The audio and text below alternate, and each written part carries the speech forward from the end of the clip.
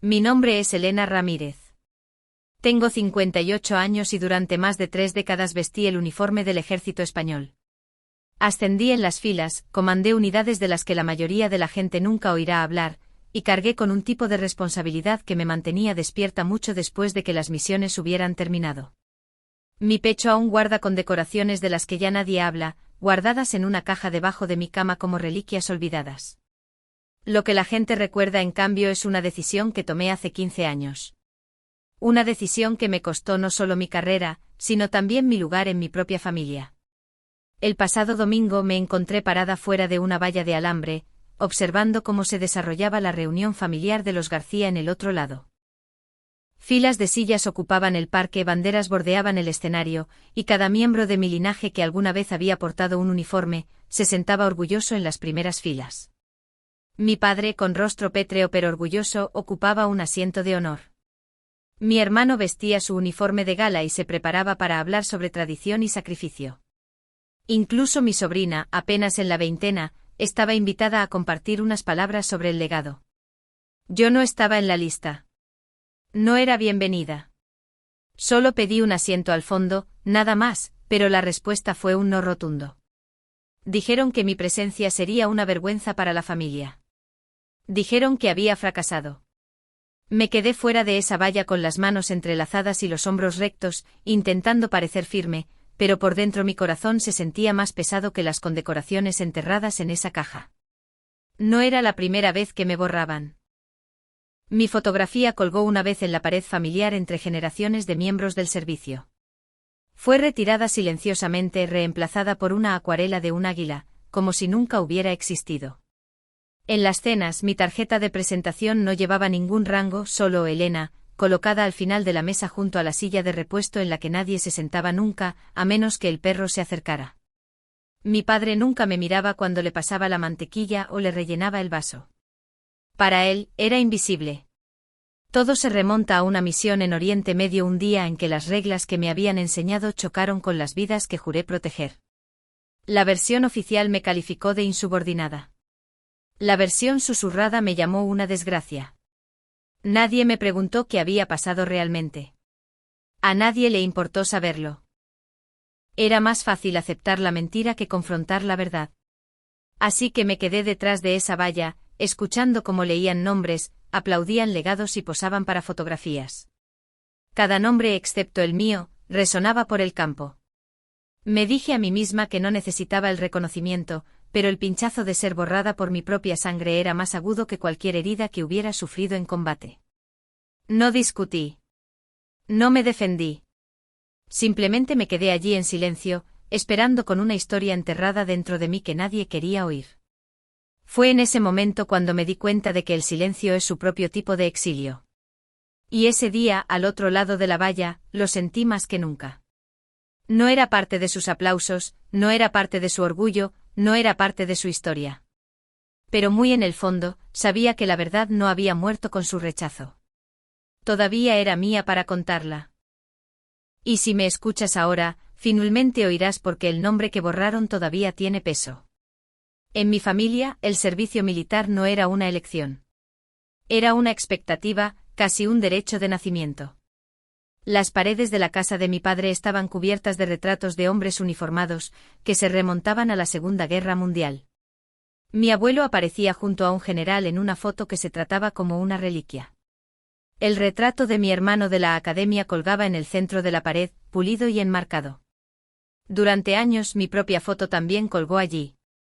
El día que recibí mi primera comisión, con la mandíbula firme y la gorra perfectamente recta. Era mi prueba de que pertenecía al legado. Un día desapareció. Sin anuncio, sin explicación, sin argumento. En su lugar, una acuarela de un águila, como si un pájaro pudiera borrarme de forma más limpia que las palabras. Nadie en mi familia lo mencionó. Ni mi padre, ni mi hermano, ni siquiera mi madre, que solía susurrarme ánimos cuando nadie más lo hacía. El silencio era deliberado, y el silencio puede cortar más agudo que cualquier insulto. Las cenas familiares contaban la misma historia. Recuerdo una noche en que mi sobrina había puesto la mesa con pequeñas tarjetas que llevaban los nombres y títulos de todos. Capitán, teniente, doctor, capellán. Cuando encontré mi tarjeta, solo ponía a Elena. Sin rango, sin reconocimiento. Solo mi nombre escondido al final de la mesa junto al perchero y la silla de repuesto que solo se usaba si el perro entraba. Me senté allí en silencio, escuchando a mi padre brindar por el último ascenso de mi hermano, con su copa en alto, los ojos brillando de orgullo. Felicitó a primos, elogió a tíos y agradeció a mi hermano por llevar el apellido familiar con honor. Nunca una vez miró en mi dirección. Yo también levanté mi copa, pero nadie se dio cuenta. El tintineo del cristal continuó como si yo no estuviera sentada allí. Más tarde esa noche retiraron sus platos. Le pasé la mantequilla. No me miró a los ojos. Ni siquiera reconoció el gesto. Para él, ya estaba borrada. Las únicas palabras que aún puedo oír llegaron meses antes, cuando lo llamé después de que llegara el aviso disciplinario. No me preguntó qué había pasado. No me preguntó si estaba bien. Dijo que había deshonrado a la familia y colgó el teléfono. Ese recuerdo persiste cada vez que me siento a la mesa. El sonido de las voces que me omiten. La forma en que las conversaciones flotan a mi alrededor pero nunca me incluyen. La forma en que el nombre Elena reemplazó al rango que una vez gané con sudor y sangre. No era solo ser olvidada. Era ser negada, despojada de todo, empequeñecida a los ojos de las personas que deberían haber estado orgullosas de mí. Durante años acepté ese silencio, esperando que se suavizara con el tiempo. En cambio, se endureció hasta convertirse en creencia. Mi familia eligió creer la versión oficial, la que decía que había fracasado, que había abandonado el deber. Y cada cena, cada fotografía retirada de la pared, cada tarjeta que decía solo Elena, era su forma de recordarme que a sus ojos, ya no era una soldado, ya no era una García, ya no era digna de su orgullo. Ese fue el castigo que más dolió. No las reprimendas, no la pérdida de la carrera, ni siquiera los expedientes sellados. Fue sentarme al final de la mesa en mi propia casa, despojada del nombre que había luchado por honrar, viendo a mi familia celebrar un legado que no tenía espacio para mí. La misión debía ser rutinaria. Nuestras órdenes eran claras aquella noche de 2010, a las afueras de Alepo. Barrer el complejo, confirmar la inteligencia, asegurar el perímetro y esperar instrucciones adicionales. Había dirigido suficientes operaciones de este tipo para conocer su ritmo. La forma en que el silencio presionaba contra tu casco. La forma en que tu aliento se empañaba dentro de la máscara. La forma en que cada sonido en la oscuridad tenía demasiado peso. Nos movimos con cuidado, las botas silenciosas sobre la tierra, escaneando las paredes y las esquinas, como si las sombras mismas pudieran disparar. El complejo no parecía correcto desde el principio. Las imágenes satelitales lo habían marcado como un depósito de armas. Pero lo que encontramos en su lugar fueron viejos pupitres escolares y pizarras rotas. Paredes cubiertas de polvo pintadas con dibujos de niños. El edificio olía no a aceite de armas, sino a moho y miedo. Mi estómago se apretó. Algo no iba bien, y mi instinto me decía que la inteligencia era errónea o intencionadamente incompleta. Rastreamos los pisos superiores, pero fue el sótano lo que lo cambió todo. A la tenue luz detrás de barrotes oxidados, los encontramos. Más de 40 niños acurrucados en jaulas, sus rostros vacíos, sus cuerpos débiles. Algunos apenas conscientes, otros con los ojos muy abiertos por el terror, aferrándose unos a otros en silencio. Me paralicé por un segundo, no porque no supiera qué hacer, sino porque la realidad estaba tan lejos de lo que el mando nos había preparado. Estos no eran militantes. Estos no eran combatientes. Eran niños convertidos en escudos. Lo transmití. Mi voz era firme, pero mi corazón latía con fuerza. La respuesta fue fría, procedimental, casi ensayada. Mantener posición. Esperar autorización adicional. Repetí la solicitud, dejando claro que estábamos viendo a civiles en peligro inminente. La línea crujió de vuelta con la misma orden. Esperar. No intervenir. Entonces supe lo que realmente significaban esas palabras. No debíamos intervenir. La política ya había decidido que esas vidas no eran nuestras para salvarlas. Miré los rostros de mis soldados. Esperaban mi llamada, sus ojos reflejaban tanto miedo como fe. Mi pulso me latía en los oídos. Podía oír motores a lo lejos, débiles al principio, pero acercándose. Teníamos minutos como máximo antes de que regresara el enemigo. Si obedecíamos, esos niños morirían en ese sótano. Víctimas sin nombre, descartadas en silencio. Si actuábamos, estaríamos rompiendo la cadena de mando, saliendo de la ley que habíamos jurado defender. El peso de esa decisión me presionó más fuerte que cualquier campo de batalla en el que hubiera estado jamás. Mi entrenamiento me decía que esperara. Mi conciencia me decía que no había tiempo. Sentí los segundos deslizarse como arena entre mis dedos. Sabía que una elección destruiría mi carrera, mi nombre, quizás incluso mi lugar en mi familia. Pero la otra elección me perseguiría para siempre en los rostros de esos niños que nunca verían otro amanecer. Apreté el agarre de la radio. Mis soldados esperaban. Mi corazón se tranquilizó, pero la pregunta ardía en mi interior. Aquella que no tenía tiempo de decir en voz alta.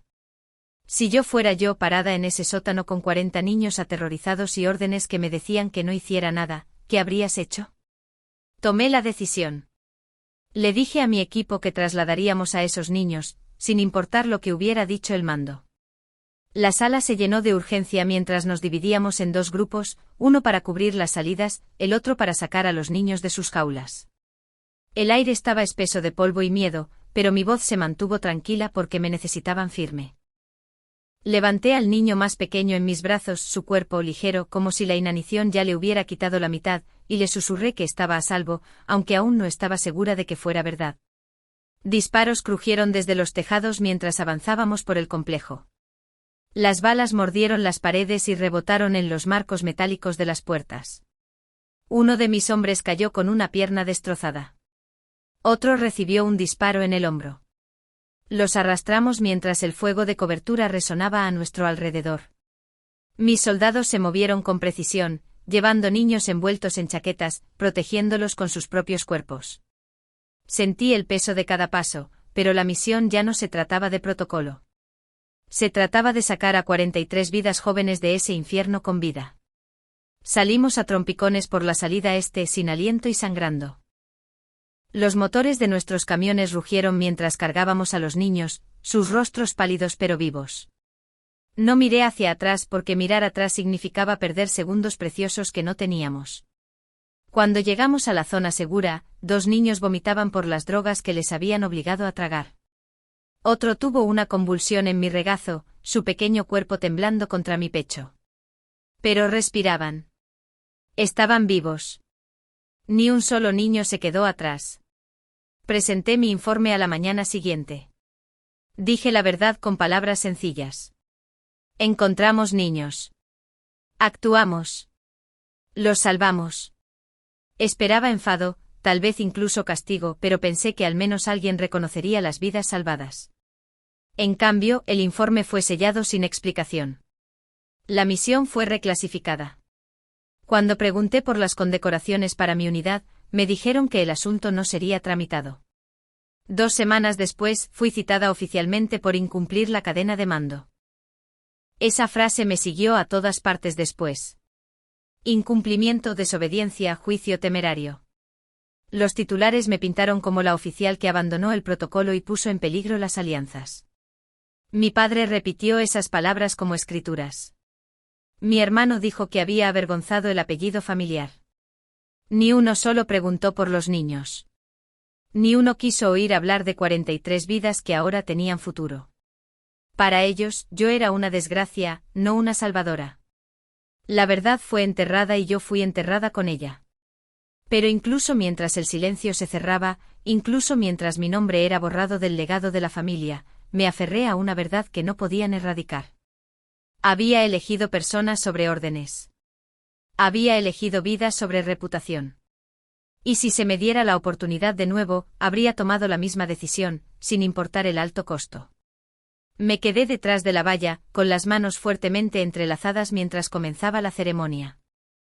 El alcalde habló, la banda tocó suavemente y los nombres de la familia García fueron leídos uno a uno con aplausos siguiéndolos.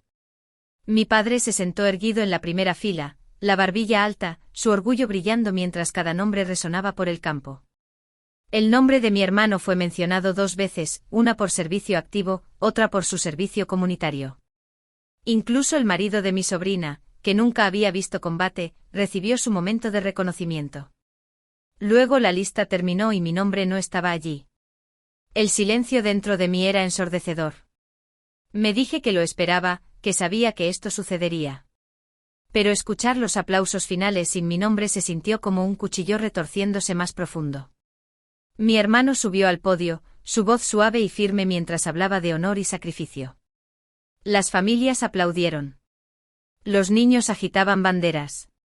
Yo me quedé quieta, anónima, una sombra fuera de la valla. Entonces comenzó. Al principio, solo una vibración baja bajo mis pies. Un sonido tan familiar que hizo que mi corazón se ralentizara, no que se acelerara. Motores. Pesados, sincronizados, moviéndose en formación.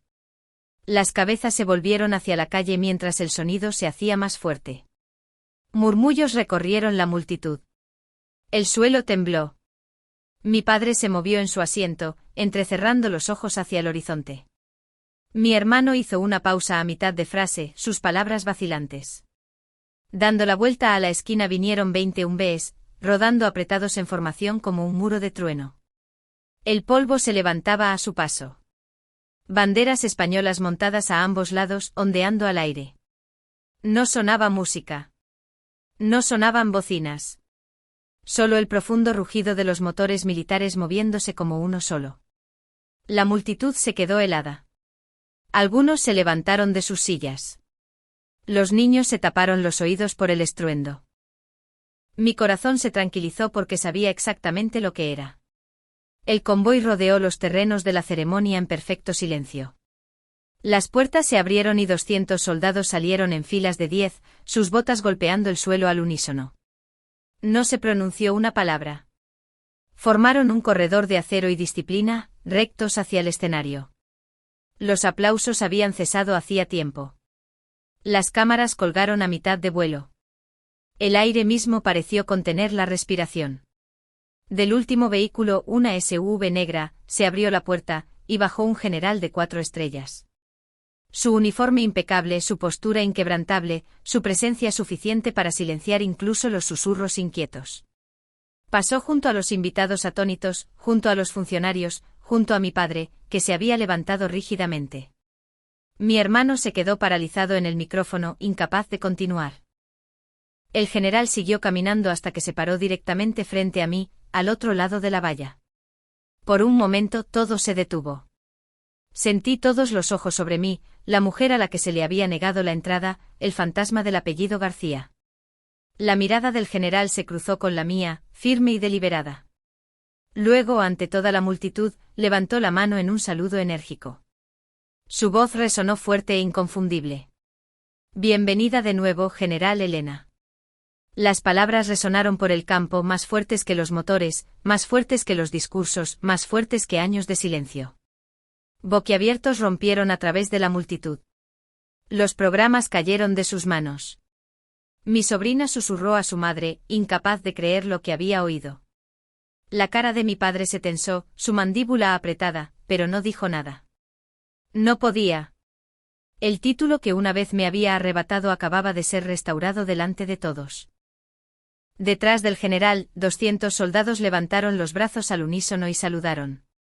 Una ola de respeto silencioso recorrió el campo. No lloré. No sonreí. Simplemente me quedé erguida, con los hombros rectos, dejando que el peso de ese momento se asentara sobre mí. Por primera vez en 15 años, mi nombre se pronunciaba no como una deshonra, sino como una verdad. Y esa verdad ya no era solo mía. Pertenecía a todos los que la acababan de escuchar. El silencio después del saludo del general pareció interminable. Entonces, desde el fondo de la multitud, un joven dio un paso adelante. No tendría más de 20 y tantos años, vestido con un traje gris liso con polvo en los zapatos, como si hubiera caminado por el parque en lugar de tomar la carretera.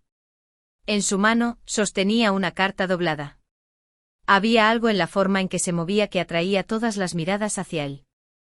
Le entregaron el micrófono sin cuestionarlo, como si la multitud sintiera que su presencia importaba. Su voz tembló al principio, pero no de miedo, de algo más profundo. Dijo que había nacido en Aleppo, y que cuando tenía 5 años, lo habían sacado de su aldea, y lo habían retenido como escudo humano. Hizo una pausa, y todo el campo se inclinó hacia sus palabras. Luego dijo que una noche de febrero de 2010, soldados españoles habían irrumpido en el complejo donde lo tenían retenido. Les habían ordenado esperar, pero un comandante decidió moverse de todos modos. Ese comandante era la general Elena Ramírez. Asombros se extendieron por las filas de sillas. Sentí docenas de ojos volverse hacia mí. Dijo que sus recuerdos de esa noche eran fragmentos, pero que recordaba a una mujer arrodillada a su lado, envolviéndolo con una chaqueta, su voz tranquila, incluso mientras el caos rugía a su alrededor. Dijo que nunca olvidó esa voz y nunca olvidó la sensación de estar seguro por primera vez en meses. Desdobló la carta que tenía en la mano y explicó que la había escrito su hermana menor antes de fallecer de leucemia el año anterior. Su voz se quebró mientras leía a la mujer de los brazos fuertes. Gracias por ser valiente cuando el mundo no lo era. Gracias por elegirnos incluso cuando te dijeron que no lo hicieras. No recuerdo tu rostro, pero recuerdo haberme sentido seguro. Eso fue suficiente. La multitud estaba paralizada, sin aliento. Yo permanecí inmóvil, pero por dentro sentí que mi corazón se rompía y se reconstruía en el mismo instante. A mi alrededor oí sollozos suaves, de esos que la gente no intenta ocultar. Los nudillos de mi padre se pusieron blancos en el borde de su silla. El rostro de mi hermano estaba pálido. Por primera vez en 15 años mi padre volvió a mirarme y sus ojos no llevaban desprecio. Llevaban algo más cercano al reconocimiento. El joven terminó de manera sencilla. Dijo que su nombre era Dr. Kareem Khalil, que ahora trabajaba como pediatra en la ciudad de Nueva York. Dijo que había salvado la vida de niños porque alguien una vez salvó la suya. Luego me miró directamente y dijo que había esperado toda su vida para decir estas palabras. Gracias, General Elena. Dio un paso adelante extendiendo la mano. La estreché con firmeza, incapaz de hablar, porque a veces la gratitud tiene más poder que cualquier medalla, y a veces una carta de un niño puede hablar más fuerte que un ejército entero.